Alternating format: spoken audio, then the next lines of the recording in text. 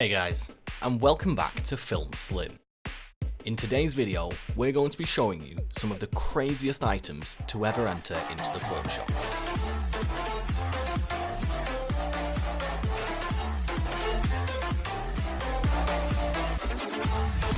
Now here's something that seemed like it would bring in some cash, but it's virtually worthless.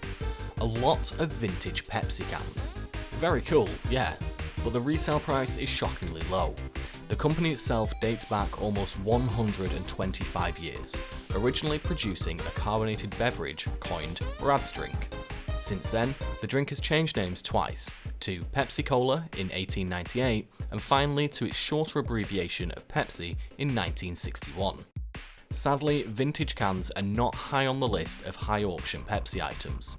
Some of the old school coolers and display racks sell for a few $100s, but the cans are a different story. The seller came in with 7 cans and asked for a mere $50.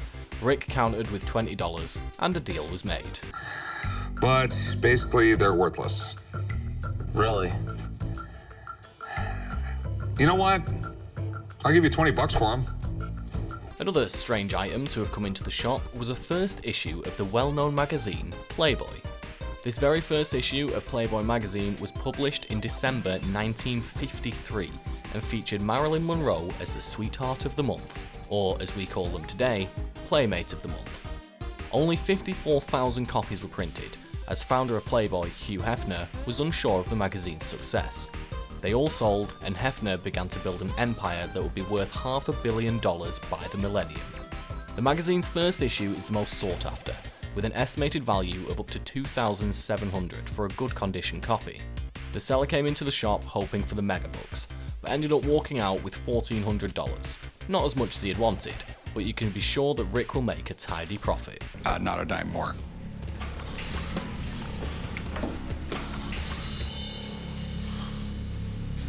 Okay, I'll go for it. In a show titled Prohibition Porn, it explains about the prohibition of beer era.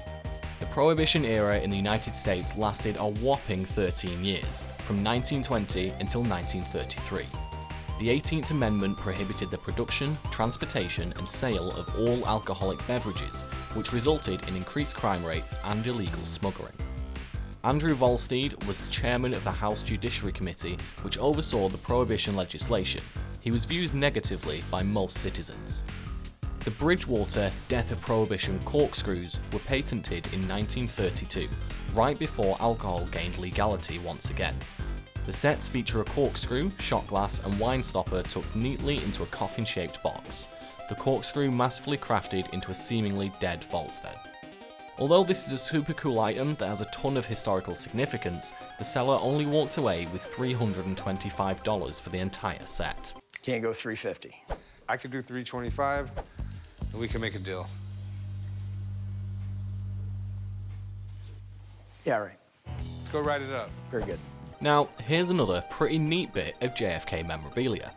A seller came into the shop with a JFK luncheon invitation for the day he died, November 22nd, 1963. The luncheon, hosted in Dallas during JFK's visit, was organised to discuss the election with Texan business leaders. Perhaps what makes this invitation more interesting is the fact that JFK was on his way to the luncheon when he was assassinated. Unfortunately, the value dropped significantly when Corey realised the invite was not addressed and never mailed out. Had it been addressed to someone, it might be worth more. What could have been a super seller ended up earning the owner a small fortune of $150. I'm telling you, I'm about to drop down to 125. All right, let's stop there then. I'll take the 150. 150? Cool. I'll meet you right over there. Do some paperwork. Cool.